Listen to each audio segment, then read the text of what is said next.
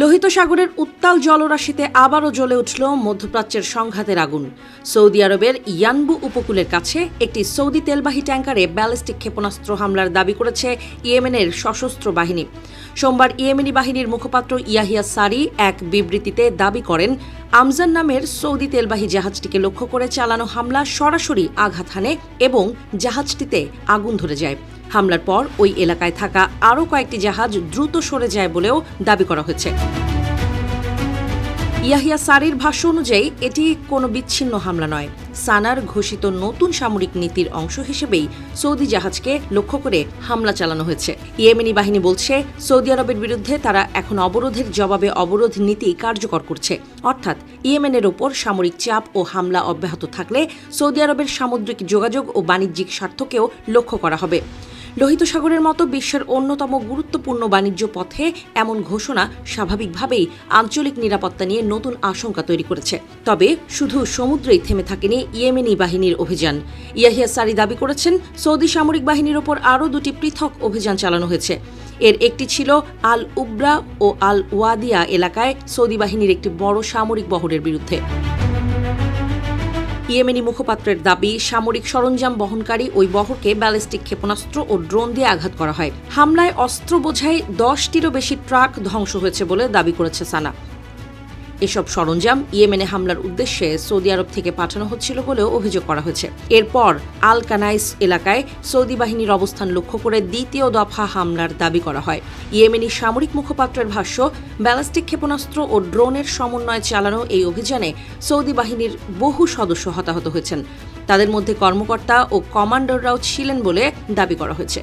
একই সঙ্গে বেশ কয়েকটি অস্ত্রের গুদামে আগুন ধরে যায় এবং সেগুলো ধ্বংস হয়েছে বলেও জানানো হয়েছে। এসব দাবির স্বাধীন যাচাই তাৎক্ষণিকভাবে সম্ভব হয়নি। এদিকে ইয়েমেনের এই সামরিক ঘোষণার পেছনে রয়েছে আরও বিস্তৃত সংঘাতের প্রেক্ষাপট।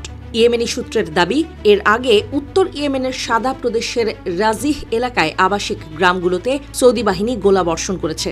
রাতের ওই হামলায় বেসামরিক এলাকাগুলো ক্ষতিগ্রস্ত হয়েছে বলে ইয়েমেনের আল মাসিরাহ টেলিভিশনের প্রতিবেদনে দাবি করা হয়েছে। ফলে স্থলভাগে সৌদি হামলা এবং তার পাল্টা জবাবে ইয়েমেনি হামলা, দুই দিক থেকেই পরিস্থিতি ক্রমশ আরও উত্তপ্ত হয়ে উঠছে। এর মাত্র একদিন আগেই ইয়েমেনি বাহিনী একটি সৌদি নজরদারি ড্রোন ভূপাতিত করার দাবি করেছিল। ইয়েমেনি সামরিক সূত্রের ভাষ্য অনুযায়ী সৌদি আরবের একটি স্ক্যান ইগল গোয়েন্দা ড্রোন হাজ্জাজ প্রদেশের আকাশসীমায় প্রবেশ করে নজরদারি চালানোর সময় সেটিকে গুলি করে নামানো হয়।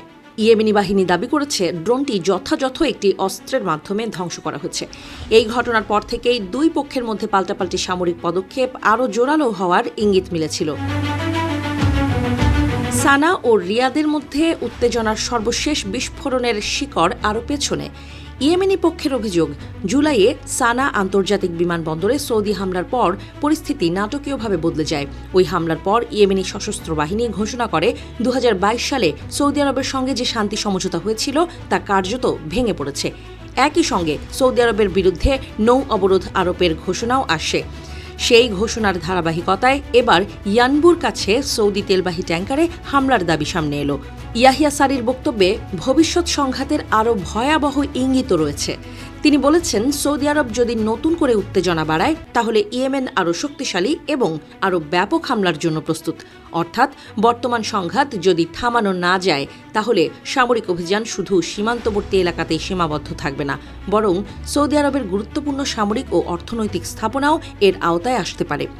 বিশেষ করে তেল পরিবহন ও লোহিত সাগরের সামুদ্রিক রুটকে ঘিরে নতুন করে ঝুঁকি তৈরি হওয়ায় আঞ্চলিক ও আন্তর্জাতিক পর্যায়ে উদ্বেগ বাড়ার সম্ভাবনা রয়েছে।